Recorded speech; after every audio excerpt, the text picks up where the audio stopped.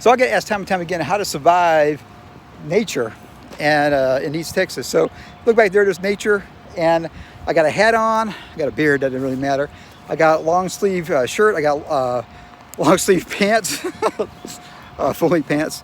And basically I can survive the sun, and it's actually a lot cooler to me because the sun's off my skin.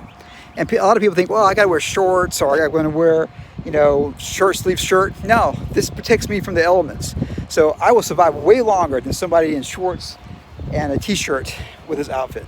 So go out there, survive the heat here in East Texas. Compete that and subscribe.